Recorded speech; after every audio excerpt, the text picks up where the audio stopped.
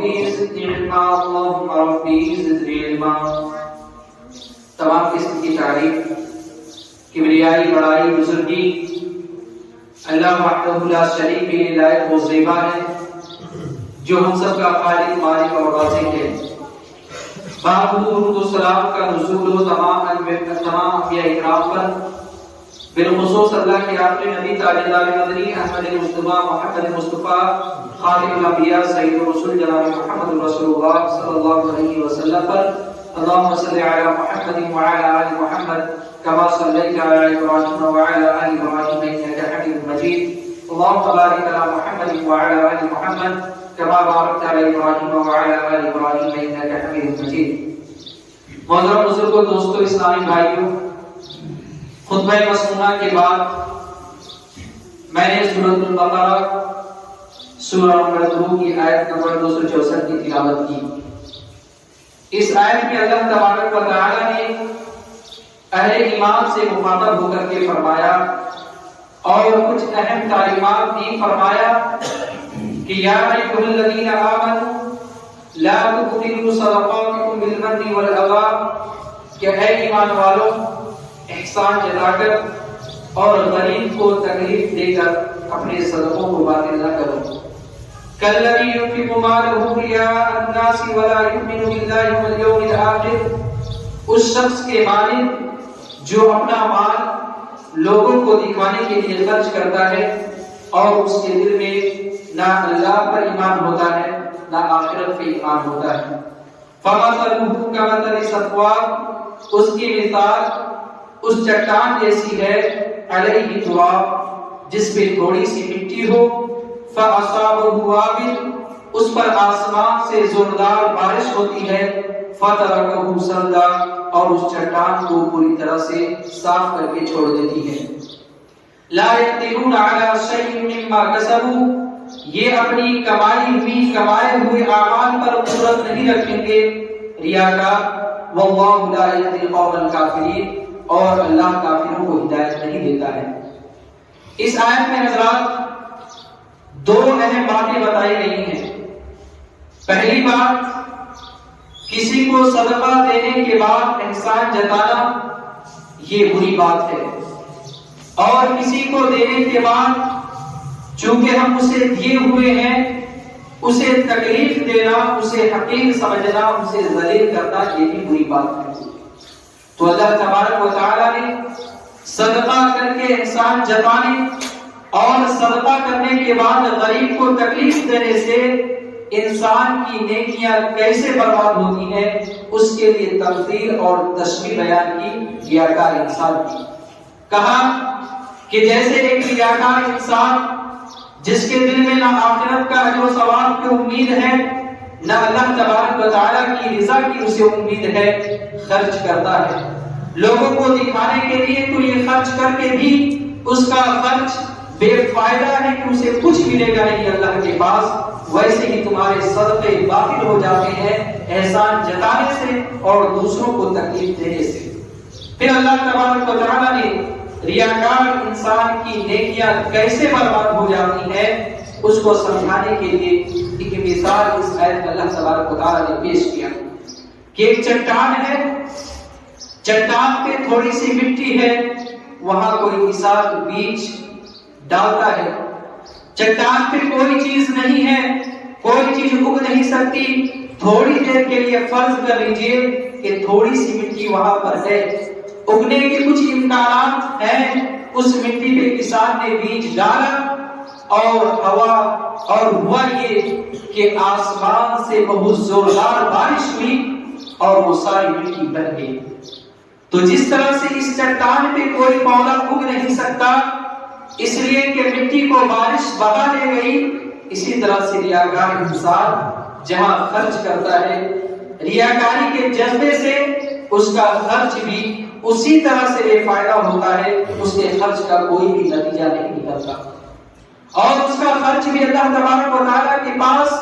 اس کے لیے باعث و اجر و ثواب نہیں ہوتا۔ کہا کہ لا یقدرون علی شیء مما کسبوا، کماتے تو ہیں، خرچ تو کرتے ہیں، عمل تو کرتے ہیں، ریاکار انسان لیکن اپنے کیے ہوئے عمل پہ وہ اس کے اجر و ثواب کو پانے کی قدرت ان کے پاس نہیں ہوتی، اس لیے کہ ان کے ریاکاری نے ان کی نیکیوں کو برباد کر ڈالا ہے۔ حضرات، زندگی میں ہم سے جو عبادات مطلوب ہیں، بندگی کے جو بھی کام مطلوب ہیں، وہ محض اس جذبے کے تحت ہونی چاہیے کہ اللہ تبارک و تعالیٰ راضی ہو جائے، اللہ کی خوشنودی پانے کے لیے، اللہ کی رضا پانے کے لیے، اللہ کو خوش کرنے کے لیے اور اللہ کی جنت میں جانے کے لیے۔ ہماری نمازیں، ہمارے روزے، ہمارا حج، ہماری زکات، ہمارا صدقہ، ہماری ساری عبادتیں محض اس نیت سے ہونی چاہیے کہ اللہ راضی ہو جائے، رب راضی ہو جائے۔ قرآن نے کہا وَمَا أُمِرُوا إِلَّا لِيَعْبُدُوا اللَّهَ مُخْلِصِينَ لَهُ الدِّينَ، کہ انسانوں کو تو محض اس بات کا حکم دیا گیا ہے کہ وہ اللہ ہی کی عبادت کرے، مخلصین لہ الدین، دین کو اسی کے لیے خالص کرتے ہوئے عبادت اخلاص کے ساتھ ہونی چاہیے۔ اور اخلاص کا مطلب یہ ہے کہ میری عبادت کا حاصل، میری عبادت کا مقصود یہ ہے کہ میرا رب مجھ سے راضی ہو جائے، میرا رب مجھ سے خوش ہو جائے، میرے رب کی خوشنودی مجھے حاصل ہو جائے، میرے رب کی بنائی ہوئی جنت مجھے مل جائے۔ عبادت کا یہی مقصد ہونا چاہیے، عبادت کا یہی مقصد ہونا چاہیے۔ اس کے بجائے انسان کہنے کو نماز پڑھ رہا ہے، انسان کہنے کو عبادت کر رہا ہے، انسان کہنے کو کلام اللہ کی تلاوت کر رہا ہے، انسان کہنے کو صدقہ و خیرات کر رہا ہے، مقصد یہ ہے کہ عزت ملے، مقصد یہ ہے کہ شہرت ملے، مقصد یہ ہے کہ لوگ دیکھیں، مقصد یہ ہے کہ لوگ میری تعریف کریں، مقصد یہ ہے کہ لوگوں میں میرے قبیلے کا نام ہو جائے، میرے خاندان کا نام ہو جائے، میری برادری کا نام ہو جائے، میرے جذبہ عمل کی تعریف ہو۔ حضرات، اسی کو ریاکاری سے تعبیر کیا جاتا ہے، جو ریاکاری کے شریعت میں بہت بڑا گناہ ہے۔ نبی کریم صلی اللہ علیہ وسلم نے ریاکاری کو شرک قرار دیا، کہا کہ یہ شرک اصغر ہے۔ آپ صلی اللہ علیہ وسلم نے فرمایا اخوف ما اخاف علی امتی الشرک الاصغر، آپ صلی اللہ علیہ وسلم نے فرمایا کہ مجھے میری امت کے سلسلے میں چھوٹے شرک سے بڑا خوف ہے، بڑا اندیشہ ہے، میں اپنی امت کے سلسلے میں چھوٹے شرک سے بڑا ڈرتا ہوں۔ پوچھا گیا کہ اللہ کے نبی صلی اللہ علیہ وسلم وہ چھوٹا شرک کیا ہے؟ تو آپ صلی اللہ علیہ وسلم نے کہا ریا، کہا کہ چھوٹا شرک یہ ریاکاری ہے، لوگوں کو دکھانے کے لیے عمل کرنا، لوگوں کو خوش کرنے کے لیے کوئی بھی نیکی کا کام کرنا۔ پیارے نبی صلی اللہ علیہ وسلم نے کہا کہ یہ چھوٹا شرک ہے۔ کتاب و سنت میں ریاکاری کو نفاق قرار دیا گیا ہے، ریاکاری کو منافق کی نشانی قرار دیا گیا۔ منافق ہے وہ جو دکھاوے کے لیے اور ریاکاری کے لیے نیک کام کرتا ہے اور اعمال صالحہ کرتا ہے۔ قرآن نے کہا ان المنافقین یخادعون اللہ وهو خادعهم واذا قاموا الى الصلاة قاموا كسالى يراءون الناس ولا يذكرون الله الا قليلا۔ منافق اللہ کو دھوکہ دینا چاہتے ہیں۔ واذا قاموا الى الصلاة قاموا كسالى، اور جب نماز پڑھتے بھی ہیں بڑی سستی سے حاضر ہوتے ہیں نماز میں، بڑی سستی سے کھڑے ہوتے ہیں نماز میں۔ یراؤون الناس، ظاہر میں تو سستی نظر آتی ہے اور باطن کیا ہے؟ باطن کیا ہے؟ دل میں ارادہ یہ ہوتا ہے یراؤون الناس، لوگ دیکھیں، لوگوں کو دکھانے کے لیے نماز پڑھتے ہیں۔ ولا یذکرون الا قلیلا، اور نماز میں ان کی زبان سے اللہ کا ذکر بہت کم ہوتا ہے۔ قرآن نے انہی دو صفتوں کو سورہ معون کے اندر بیان فرمایا، کہا فویل للمصلین الذین هم عن صلاتهم ساہون الذین هم یراؤون، کہا کہ بربادی ہے ان نمازیوں کے لیے، ہلاکت ہے ان نمازیوں کے لیے، تباہی ہے ان نمازیوں کے لیے جو نماز کو پڑھتے ہیں مگر غفلت کے ساتھ ان کے دل غافل رہتے ہیں۔ الذین هم یراؤون، اور دل تو غافل ہے ہی، اور مسجد میں جب حاضری دیتے ہیں تو لوگوں کو دکھانے کے لیے حاضری دیتے ہیں۔ تو حضرات، اسی کو نفاق کی علامت قرار دیا گیا۔ عقیدے کے باب میں دیکھو تو یہ شرک اصغر ہے. اور پھر دوسری صفت اس کی یہ ہے کہ یہ نفاق کی علامت ہے. جس عمل میں بھی ریاکاری کا شائبہ ہوتا ہے، جس عمل میں بھی ریاکاری کے جذبات شامل ہوتے ہیں حضرات، وہ عمل برباد ہے. چاہے اس کے لیے ہم کتنی محنت کیوں نہ کریں، کتنا پیسہ کیوں نہ خرچ کریں، اگر ریاکاری کے جذبات اس عمل میں شامل ہے، برباد ہے وہ عمل. اللہ تبارک و تعالی حدیث قدسی میں بیان فرماتا ہے، من عمل عملا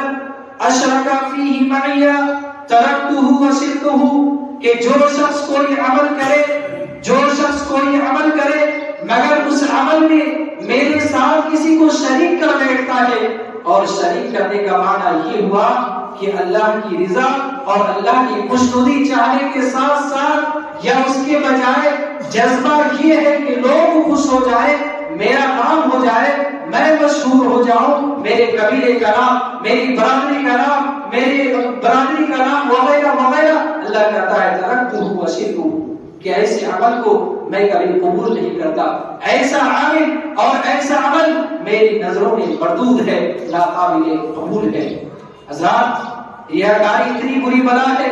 ریاکاری اتنی بڑی بلا ہے. پیارے نبی صلی اللہ علیہ وسلم نے اپنے امت کے حق میں، آپ کو معلوم ہے دجال کا فتنہ کتنا بڑا فتنہ ہے. دجال کا فتنہ یہ بہت بڑا فتنہ ہے. آپ صلی اللہ علیہ وسلم نے فرمایا کہ مجھ سے پہلے اس دنیا میں جتنے بھی پیغمبر آئے سب نے اپنی اپنی امت کو دجال کے فتنے سے ڈرایا. ہر نماز کے کعبے میں ہمیں دجال کے فتنے سے پناہ مانگنے کی دعا سکھائی گئی ہے. لیکن جب ریاکاری کی بات آ جائے، پیارے نبی صلی اللہ علیہ وسلم فرماتے ہیں کہ میں میری امت کے سلسلے میں دجال سے اتنا نہیں ڈرتا جتنا کہ میں ریاکاری سے ڈرتا ہوں. اللہ اکبر. آپ صلی اللہ علیہ وسلم فرماتے ہیں الا انبئکم بما هو اخوف علیکم عندی من المسیح الدجال. لوگوں، کیا میں تمہیں ایسی بات نہ بتاؤں، ایک ایسی بات نہ بتاؤں کہ اس بات کے سلسلے میں مجھے دجال سے زیادہ خوف تم پہ ہے. اس بات کے سلسلے میں دجال سے زیادہ میں خوف کھاتا ہوں، میں ڈرتا ہوں تمہیں لے کر کہ دجال کے فتنے سے بڑا فتنہ ہے یہ تمہارے لیے. صحابہ نے پوچھا وہ کیا چیز ہے اللہ کے نبی؟ تو آپ صلی اللہ علیہ وسلم نے فرمایا الشرک الاصغر، کہا کہ وہ چھوٹا شرک یعنی ریاکاری. مطلب یہ ہے کہ ریاکاری ایک ایسی بری بلا ہے کہ ایک بڑی تعداد اس میں مبتلا ہونے کا اندیشہ ہوتا ہے. حضرات، ریاکاری جانتے ہیں کیا چیز ہے؟ ریاکاری اتنی بڑی بلا ہے، ریاکاری اتنی بڑی آفت ہے، ریاکاری اتنی بڑی مصیبت ہے کہ جس سے ہماری عبادتیں وبال ہو جاتی ہیں، ہماری نیکیاں گناہوں میں تبدیل ہو جاتی ہیں. ریاکاری اتنی بڑی بلا ہے، ہم نے تو نماز پڑھی ہے لیکن ریاکاری کی وجہ سے نماز ہمارے لیے وبال بن چکی ہے. ہم صدقہ و خیرات ہم نے تو کیا ہے لیکن ریاکاری کے جذبات کی وجہ سے وہ صدقہ ہمارے لیے مصیبت بن چکا ہے. ہم نے عمرہ و حج تو کیا ہے لیکن ریاکاری کی وجہ سے ہمارا حج اور عمرہ یہ ہمارے لیے گناہ بن چکا ہے. ہم نے زکات تو دی ہے لیکن ریاکاری کی وجہ سے ہماری زکات ہمارے لیے مصیبت بن چکی ہے. حضرات، یہ اتنی بری بلا ہے جو نیکیوں کو گناہوں میں بدل دینے والی ہے اور عبادتوں کو وبال بنانے والی ہے. وہ حدیث کتنے بار آپ نے سنا ہوگا جس حدیث کو سناتے ہوئے صحابی رسول حضرت ابو ہریرہ رضی اللہ عنہ اتنا عطر قبول کرتے تھے کہ بے ہوش ہو جاتے تھے.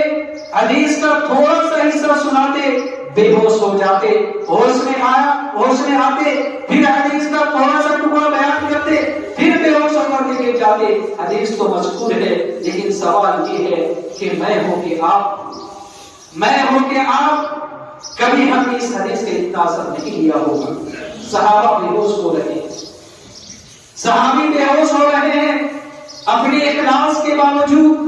اپنی للہیت کے باوجود، اپنے خلوص کے باوجود اس حدیث کا اتنا اثر اپنے دل پہ لیتے ہیں کہ حدیث کے ایک ایک ٹکڑے کو سنا کے بے ہوش ہو جاتے ہیں. حضرت ابو ہریرہ رضی اللہ عنہ جب آپ صلی اللہ علیہ وسلم نے فرمایا کہ کل روز قیامت قیامت کے روز سب سے پہلے جن لوگوں کا فیصلہ کیا جائے گا یا سب سے پہلے جن لوگوں سے نار جہنم بھڑکائی جائے گی، روز قیامت جو سب سے پہلے جہنم میں ڈالے جائیں گے، جن سے نار جہنم سلگائی جائے گی، کون ہے یہ کون ہے؟ یہ کوئی زانی، شرابی، کبابی، چور، ڈاکو نہیں ہوں گے، بلکہ یہ عالم اور قاری، یہ حافظ اور قاری ہے، یہ علامہ اور فہامہ ہے، یہ شہید انسان ہے، یہ بڑا فیاض اور سخی انسان ہے، لیکن یہ قاری ہو، عالم ہے، شہید ہے، امیر ہے، مالدار ہے، اللہ تعالیٰ کی نعمتوں کو حاصل کرنے کے بعد اللہ کی خوشنودی کے لیے انہوں نے عمل نہیں کیا، اللہ کی رضا کے لیے انہوں نے عمل نہیں کیا، عالم کو لایا جائے گا، قاری کو لایا جائے گا، اللہ کہے گا میں نے تجھے اچھا حافظہ دیا تھا، اچھی آواز دی تھی، اچھی قابلیت سے نوازا تھا، اچھی صلاحیت سے نوازا تھا، بتا کہ تو نے کیا کیا، بتا کہ تو نے کیا کیا؟ وہ کہے گا پروردگارا میں نے قرآن پڑھا، خوب پڑھا، تیرے دین کی خدمت کی۔ اللہ کہے گا قرآن پڑھا ضرور، قرآن پڑھا ضرور، دین کی خدمت کی ضرور، مگر اس لیے نہیں کہ میں راضی ہو جاؤں، بلکہ تو نے اس لیے قرآن پڑھا، اس لیے تو نے دین کی خدمت کی کہ دنیا تیری تعریف کرے، دنیا تیری تعریف کہے، دنیا کہے کہ کتنا اچھا قرآن پڑھتا ہے وہ، دنیا کہے کہ کتنا اچھا عالم ہے وہ، دنیا کہے کہ کتنا اچھا بولتا ہے وہ، دنیا کہے کہ کتنا اچھا پڑھتا ہے وہ۔ تو نے یہ تعریف کمانی چاہیے، تو نے یہ تعریف کمانی چاہیے، اور جو بات تو چاہتا تھا فقط کی، وہ بات تجھے دنیا میں تیرے حق میں کہہ دی گئی، جو تعریف تو سننا چاہتا تھا وہ تعریف تجھے دنیا میں مل گئی، لوگوں کی زبانی تو نے وہ تعریف سن لی، آج ہمارے پاس تیرے لیے کچھ نہیں، چہرے کے بل اسے گھسیٹا جائے گا اور جہنم میں ڈال دیا جائے گا۔ یہ شہید ہے، لایا جائے گا، اللہ اپنی نعمتوں کی پہچان کروائے گا، میں نے تجھے ہمت دی تھی، میں نے تجھے شجاعت دی تھی، میں نے تجھے بہادری دی تھی، طاقت دی تھی، فنون جنگ سے میں نے تجھے واقف کروایا تھا، بتا کہ تو نے کیا کیا؟ وہ کہے گا پروردگارا تیرے راستے میں میں لڑتا رہا، تیرے راستے میں میں لڑتا رہا، یہاں تک کہ میں نے جام شہادت نوش کیا۔ اللہ کہے گا کہ سچ ہے کہ تو لڑا، سچ ہے کہ تو لڑا اور تو شہید بھی ہوا، لیکن تیری نیت یہ تھی کہ تو جھوٹا ہے یہ کہنے میں کہ تیرے راستے میں شہید ہوا، تو شہید اس لیے ہوا کہ لوگ تیری تعریف کرے، تیری شجاعت، بہادری اور جوانمردی کے لوگ تجھے تعریف کرے، اور تو تعریف چاہتا تھا، وہ تعریف تجھے دنیا میں مل گئی، تیرے عمل کا جو دنیا میں مل گیا، ہمارے پاس تیرے لیے کچھ نہیں، فقط یہ چہرے کے بل سے بھی گھسیٹا جائے گا اور جہنم میں ڈال دیا جائے گا۔ اور ایسے ہی امیر اور مالدار کو لایا جائے گا جس کی سخاوت اور فیاضی کے بڑے چرچے تھے، اللہ تعالیٰ اپنی نعمتوں کی شناخت کروائے گا، بتا تجھے مال دیا تھا، دولت دی تھی، خوب نوازا تھا، تو نے کیا کیا؟ کہے گا پروردگارا میں نے تیرے راستے میں خوب خرچ کیا، کہا کہ سچ ہے تو نے خرچ کیا، مگر جھوٹ کہہ رہا ہے، جھوٹ کہہ رہا ہے کہ میرے لیے خرچ کیا، دنیا میں لوگوں کی تعریف سننا چاہتا تھا، فخر کی، اور جو تعریف تو سننا چاہتا تھا وہ تعریف دنیا میں سن لیا، آج ہمارے پاس تمہارے لیے کچھ بھی نہیں ہے، چہرے کے بل گھسیٹا جائے گا اور اسے بھی جہنم میں ڈال دیا جائے گا۔ حضرات غور کرو اس حدیث پہ، شاید یہ عالم نہ بنتا، قرآن نہ پڑھتا تو مصیبت اتنی بڑی نہ ہوتی، یہ شہید جہاد نہ کرتا، شہید نہ ہوتا تو شاید مصیبت اتنی بڑی نہ ہوتی، یہ مالدار خرچ نہ کرتا تو مصیبت اتنی بڑی نہ ہوتی کہ جتنی کی ریاکاری کی وجہ سے ہو گئی، عمل کر کے بھی ریاکاری کی وجہ سے ان تینوں کے اعمال صالحہ برباد ہو گئے۔ اسی لیے حدیث شریف میں آپ صلی اللہ علیہ وسلم فرماتے ہیں کہ کل روز قیامت اعلان ہوگا ریاکاروں کے حق میں، جنہوں نے نام کے لیے، شہرت کے لیے، عزت کے لیے انہوں نے عمل کیا تھا، اعلان ہوگا حشر کے میدان میں، جاؤ ان لوگوں کے پاس، جاؤ ان لوگوں کے پاس جن کی تعریف سننے کے لیے تم نے عمل کیا تھا، اپنے عمل کا جو ثواب بھی انہی سے حاصل کر لو، ہمارے پاس کچھ بھی نہیں ہے۔ قرآن مجید نے جو آیت ہم نے خطبے کے آغاز میں پڑھی، اس کے فوراً بعد ایک بہترین مثال کے ذریعے ریاکاری سے انسان کے اعمال کیسے برباد ہوتے ہیں اور ریاکار انسان کتنے بڑے گھاٹے میں ہوتا ہے، دکھاوے کے لیے عمل کرنے والا انسان کتنا بڑا نقصان میں ہوتا ہے، رب العالمین نے بڑی بہترین مثال دی۔ رب العالمین فرماتا ہے اَيَوَدُّ أَحَدُكُمْ أَن تَكُونَ لَهُ جَنَّةٌ مِّن نَخِيلٍ وَأَعْنَابٍ تَجْرِي مِن تَحْتِهَا الْأَنْهَارُ لَهُ فِيهَا مِن كُلِّ الثَّمَرَاتِ وَأَصَابَهُ الْكِبَرُ وَلَهُ ذُرِّيَّةٌ ضُعَفَاءُ فَأَصَابَهَا إِعْصَارٌ فِيهِ نَارٌ فَاحْتَرَقَتْ كَذَلِكَ يُبَيِّنُ اللَّهُ لَكُمُ الْآيَاتِ لَعَلَّكُمْ تَتَفَكَّرُونَ۔ قرآن کہتا ہے کہ سوچو، فرض کرو کہ تم میں سے ایک شخص ہے، اس کے پاس کھجور کے باغیچے ہیں، انگور کے باغیچے ہیں، میوے کے باغیچے ہیں، اور اس باغیچے کے نیچے سے نہریں جاری ہیں، اور اس میں انواع و اقسام کے پھل ہیں، انواع و اقسام کی کھجوریں ہیں، انواع و اقسام کے میوے لگے ہوئے ہیں، اور اس باغیچے کے مالک کا مسئلہ یہ ہے کہ وہ بوڑھا ہو چکا ہے، بڑھاپے کو پہنچ چکا ہے،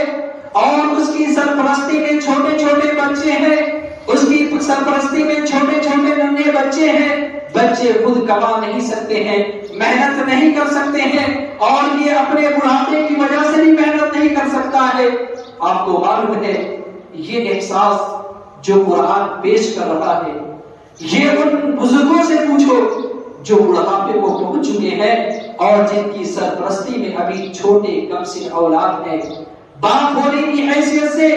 دن رات کے 24 گھنٹے ان کا دل کیسے تڑپتا ہے جب باپ بڑھاپے کو پہنچ چکا ہے، اسے لگتا ہے کہ پتہ نہیں کب موت آ جائے، کب میں مر جاؤں، اور جب وہ اپنے سامنے دیکھتا ہے کہ میری اپنی ننھی اولاد، چھوٹے بچے ہیں، ابھی وہ اپنے پیروں پہ کھڑے نہیں ہوئے ہیں، ابھی ان کی شادیاں بھی نہیں ہوئی ہے، ابھی ان کے کاروبار بھی میں نے نہیں ٹھیک کر کے دیا ہے، ایک باپ کے لیے مرتے وقت بہت بڑا صدمہ ہوتا ہے۔ یہ معصوم سے ننھے بچے کہ جن کے لائف ابھی سیٹل نہیں ہوئے ہیں اور باپ دنیا سے جا رہا ہوتا ہے، یہ اتنا بڑا صدمہ ہوتا ہے۔ قرآن اسی احساس کو پیش کر رہا ہے، کہا کہ ایسا بوڑھا باپ جس سے محنت نہیں ہوتی، اس کی سرپرستی میں ننھے چھوٹے چھوٹے بچے ہیں اور اس کے پاس ایک باغیچہ ہے، کہا کہ سوچو کیا اس بوڑھے باپ کی امیدیں سارے اپنے بچوں کو لے کر اسی باغیچے سے وابستہ ہیں۔ اسے اطمینان ہوتا ہے میں دنیا سے چلا بھی گیا، چلو کم سے کم یہ باغیچہ میرے پاس ہے، میرے اولاد میرے مرنے کے بعد اس باغیچے سے کچھ گزارا کر لے گی، کچھ آمدنی آ جائے گی، اپنے پیروں پہ کھڑی ہو جائے گی۔ یہی امید تھی، یہی خواب وہ دیکھ رہا تھا اور یہی وہ سوچ رہا تھا۔ ہوا یہ کہ فَأَصَابَهَا إِعْصَارٌ فِيهِ نَارٌ فَاحْتَرَقَتْ، اچانک راتوں رات ایسی گرم آندھی چلی اس باغیچے پہ کہ جس میں آگ ہوتی ہے، اور اس آگ نے پورے باغیچے کو جلا کر دیا۔ کہا کہ اس بوڑھے باپ کے ارمان کیسے چکنا چور ہوئے،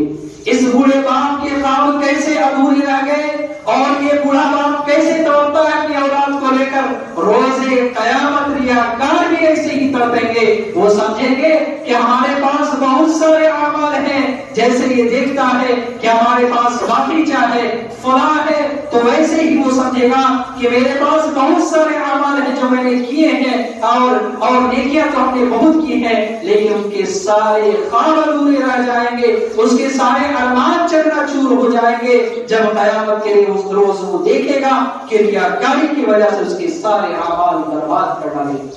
اس لیے حضرات سلف صالحین رحمۃ اللہ علیہ اجمعین ریاکاری سے بہت ڈرا کرتے تھے۔ دیکھیے آج ہمارا مسئلہ یہ ہے کہ پہلے تو عمل کرنے والے کم ہیں، اور عمل کرنے والوں میں سے کتنے ہیں جن کے دلوں میں شیطان ریاکاری کے جذبات پیدا کرتا ہے۔ دیکھیے ہم سب بشر ہیں، ہم سب انسان ہیں، اور سچ ہے کہ یہ جذبات ہر انسان کے دل میں پیدا ہوتے ہیں، لیکن مومن کی علامت یہ ہے فوراً احساس کرے، جب ریاکاری کے جذبات آئے فوراً احساس اخلاص کرے، اعوذ باللہ من الشیطان الرجیم پڑھے، استغفر اللہ پڑھے، اعوذ باللہ پڑھیں گے اپنے آپ میں، استغفر اللہ پڑھیں گے اپنے آپ میں، جب ریاکاری کے خیالات آتے ہیں یہ آپ کے اخلاص کی دلیل ہے، اور آپ کا یہ اخلاص عند اللہ انشاءاللہ قبول ہوگا۔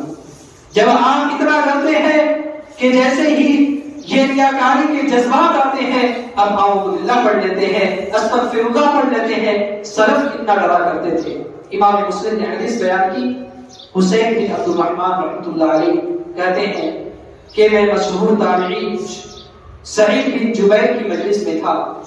سعید بن جبیر رحمۃ اللہ علیہ سوال کیا کہ ایکم رأى الكوكب الذي انقض البارحة۔ سعید بن جبیر نے کہا، مجلس جمع کی، کہا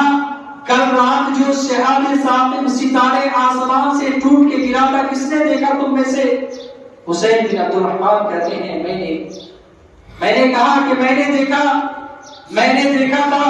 جب انہوں نے کہا کہ میں نے دیکھا، فوراً ان کے دل میں خیال آیا، مجلس والے یہ سمجھے کہ اب اس کا مطلب،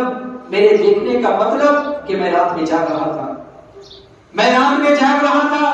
اب مجلس والے کیا سمجھیں گے؟ اچھا میں تہجد پڑھ رہا تھا، میں رات کو کلام اللہ کی تلاوت کر رہا تھا، کہیں ان کے دل میں یہ خیال نہ آ جائے، فوراً کہتے ہیں لوگوں یاد رہے میں تہجد نہیں پڑھ رہا تھا، میں کلام اللہ کی تلاوت نہیں کر رہا تھا، مجھے بچھو نے ڈس لیا تھا، درد سے سو نہیں پایا تھا، اس لیے جاگ رہا تھا۔ دیکھ رہے ہیں آپ دل میں پیدا ہونے والے وسوسے، شیطان جو وسوسے ڈالتا ہے، ریاکاری کے جذبات، سلف کتنا فوراً تدارک کرتے تھے۔ جواب تو صحیح تھا ان کا کہ میں جاگ رہا تھا، میں نے دیکھا، خاموش رہ جاتے، لیکن ریاکاری کا جذبہ آیا کہ لوگ کہیں یہ نہ سمجھ جائے کہ میں جب رات میں جاگ رہا تھا تو کہیں یہ نہ سمجھ جائے کہ میں تہجد پڑھ رہا تھا اور تلاوت کر رہا تھا۔ میری نیکی اور میرے تقوی کا ڈھنڈورا پیٹنے لگے، فوراً کہنے لگے نہیں لوگوں بچھو نے ڈس لیا تھا، درد سے کراتے ہوئے میں سو نہیں پایا تھا۔ سلف صالح رحمۃ اللہ علیہ اتنا ڈرا کرتے تھے۔ حضرات آج ہمارا اور آپ کا معاملہ کیا ہے؟ جیسا کہ ہم نے کہا کہ پہلے تو ہم نے یعنی عام مسلمانوں میں عمل کرنے والے کم ہیں، اور عمل کرنے والوں میں کتنے ہیں جن کے عملوں میں اخلاص کی روح پائی جاتی ہے، جن کے عملوں میں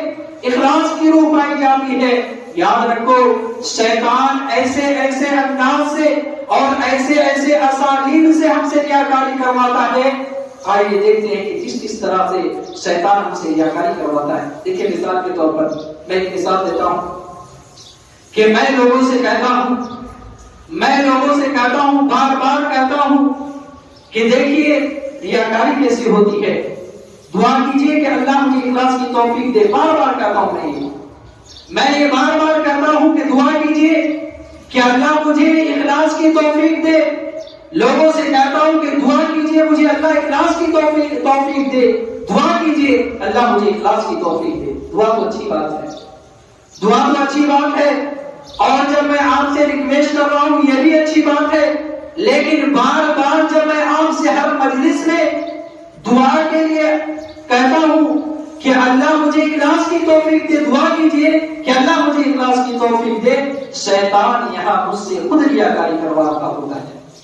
کہ لوگوں کے دل میں یہ بات آئے کہ بیچارے کو اخلاص کی کتنی فکر ہے کہ جس مجلس میں دیکھو وہ بار بار کہتا ہے کہ دعا کیجئے کہ اللہ مجھے اخلاص کی توفیق دے۔ ہونا تو یہ چاہیے کہ میں اپنے رب سے دعا کروں، پروردگارا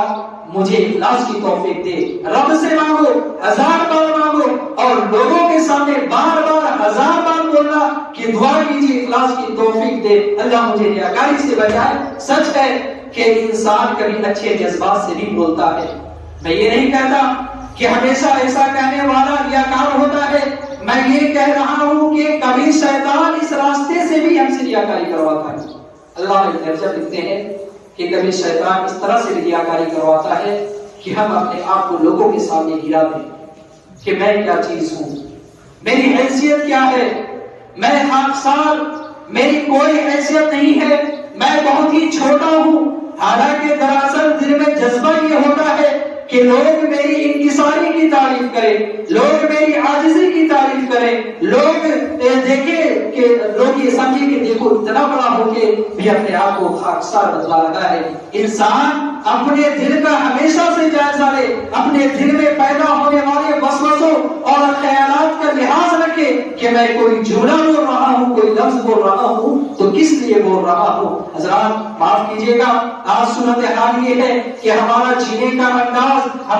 ہمارے طرز زندگی کچھ ایسا ہے کہ ہمارے پورے لائف اسٹائل میں دکھا ہوا ہے، ہماری طرز زندگی میں ریاکاری ہے۔ کیا ہے؟ ہمارا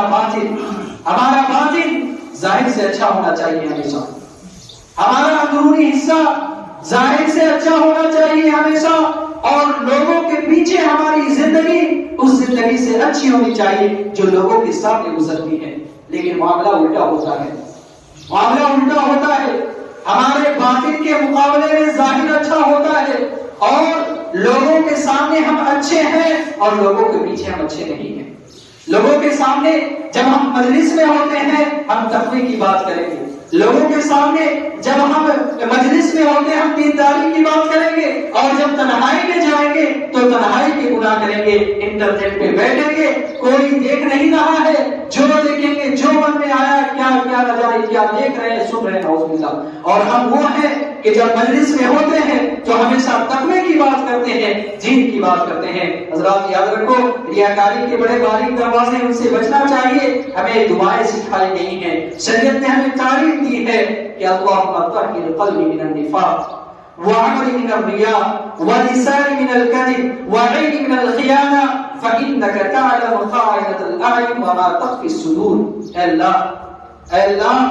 طہر قلبی من النفاق، میرے دل کو نفاق کی بیماری سے پاک کر دے، وعملی من الریا، اور میرے عمل کو ریاکاری کے جذبات سے پاک کر دے، وَلِسَانِ مِنَ الْكَذِبِ، میری زبان کو جھوٹ سے پاک کر دے، وَعَيْنِ مِنَ الْخِيَانَةِ، اور میری آنکھ کو خیانت سے پاک کر دے، اس لیے کہ آنکھوں کی خیانت کو بھی تو جانتا ہے، اور دلوں میں کیا چیز ہے، کیا چیز گردش کر رہی ہے، کیا سوچ رہے ہیں، وہ بھی تو جانتا ہے۔ حضرات جیسا میں نے کہا کہ انسان کو مجاہدہ کرنا چاہیے، ہم سب بشر ہیں، ہم سب انسان ہیں، اور شیطان کے مکروں پھریب میں کبھی نہ کبھی ہم آ ہی جاتے ہیں۔ میرے دل میں بھی وسوسے پیدا ہوتے ہیں، آپ کے دل میں بھی وسوسے پیدا ہوتے ہوں گے، لیکن مومن وہ ہے جو فوراً ان وسوسوں پر بیدار ہوتا ہے اور فوراً ان وسوسوں کا تدارک کر کے اپنے خیالات کو اللہ اپنے دل کی اور اپنے دل کو ریاکاری کے جذبات سے پاک کرتا ہے۔ سفیان ثوری رحمۃ اللہ علیہ فرماتے ہیں ما عالجت شیئا اشد علی من نیتی لانها تنقلب علی، فرماتے ہیں کہ میری زندگی میں مشکل سے مشکل کام اگر میں نے کوئی دیکھا ہے وہ نیتوں کی سدھار اور نیتوں کی اصلاح ہے۔ فإنها تنقلب علی، نیت بار بار بدل جاتی ہے، اسے بار بار سدھارنا پڑتا ہے، بار بار اصلاح کرنی پڑتی ہے۔ یہ ہمارے محدثین، ہمارے اسلاف اور اپنے احساسات کو بیان کر رہے ہیں۔ ہمارا سنا تو بدلتے اور ایک مصیبتوں سے گزرتے ہوں گے، جیسا کہ ہم نے کہا کہ احساس کرنا چاہیے۔ شیطان پہلی کوشش تو یہ کرتا ہے کہ انسان کو عمل ہی سے روک دے۔ پہلی کوشش ہوتی ہے شیطان کی کہ انسان کو عمل ہی سے روک دے، اور جب وہ اس کوشش میں ناکام ہو جاتا ہے اور انسان عمل کرنا شروع کر دیتا ہے تو شیطان کا دوسرا حملہ ہوتا ہے، چلو اسے عمل سے تو نہیں روک سکا،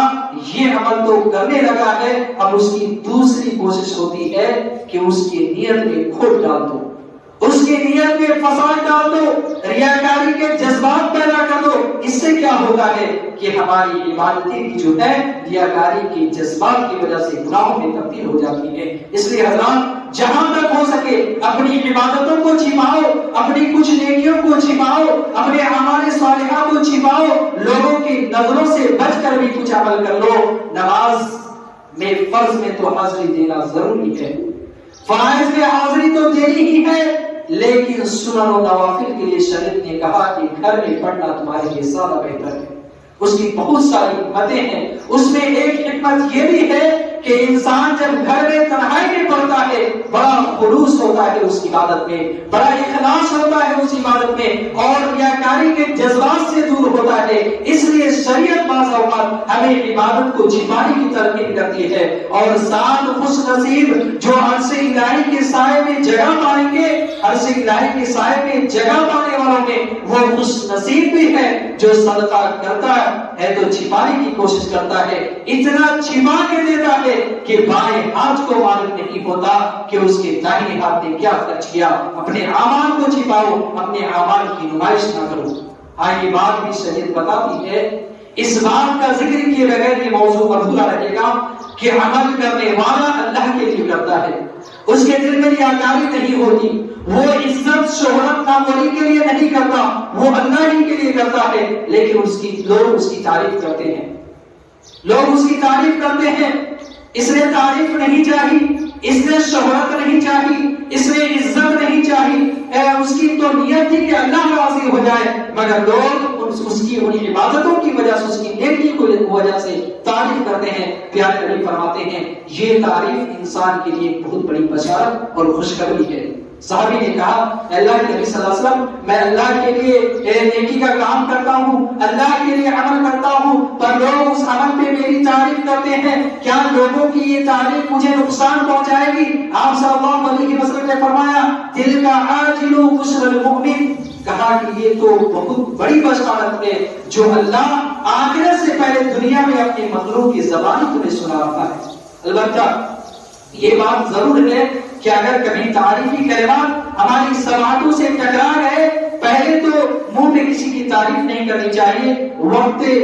ضرورت کبھی کبھی شریعت نے گنجائش بھی دی ہے منہ پہ تعریف کرنے کی، لیکن عام حالات میں منہ پہ تعریف نہیں کرنا چاہیے۔ لیکن اگر تعریفی کلمات ہماری سماعتوں سے ٹکرا بھی گئی، سن لیے کیا مالک حق میں فلاں نے ایسا کہا ہے، فوراً ہمیں ابو بکر صدیق کی وہ مسنون دعا پڑھ لینی چاہیے۔ حضرت ابو بکر کی کوئی بھی تعریف کرتا تو فوراً دعا کرتے اللہم اجعلنی خیرا مما یظنون واغفر لی ما لا یعلمون ولا تؤاخذنی بما یقولون۔ کیا پیاری دعا ہے، کہا کہ اللہ یہ لوگ میری تعریف کر رہے ہیں، یہ لوگ میرے بارے میں جیسا گمان رکھتے ہیں مجھے اس سے اچھا بنا دے، یہ جیسا سمجھتے ہیں اس سے اچھا بنا دے۔ واغفر لی ما لا یعلمون، اللہ میرے کچھ گناہ ایسے ہیں جو یہ نہیں جانتے تو میری تعریف نہ کرتے، میرے ان گناہوں کو تو معاف کر دے۔ ولا تؤاخذنی بما یقولون، اور اللہ لوگوں کی اس تعریف کی وجہ سے کل قیامت کے روز میری پکڑ نہ کرنا۔ کیا ہی پیاری دعا ہے،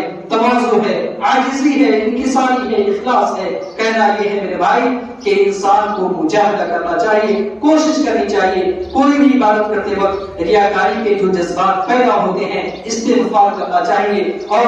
تعوذ کرنا چاہیے، اعوذ باللہ من الشیطان الرجیم پڑھنا چاہیے۔ بار بار مجاہدے سے انسان کا دل اس کے قابو میں آتا ہے، جیسے سفیان ثوری رحمۃ اللہ علیہ نے فرمایا۔ دعا ہے رب العالمین سے کہ اللہ تعالیٰ کہنے والے کو اور سبھی سننے والے کو زندگی میں ہر عمل کرتے ہوئے اخلاص سے نیت کی توفیق عطا فرمائے، ریاکاری کے جذبات سے اللہ تبارک و تعالیٰ ہم سب کو محفوظ رکھے۔ اسی طرح ہم میں سے جو بیمار ہے اللہ رب العالمین اس کو شفا کاملہ اور عاجلہ عطا فرمائے، جو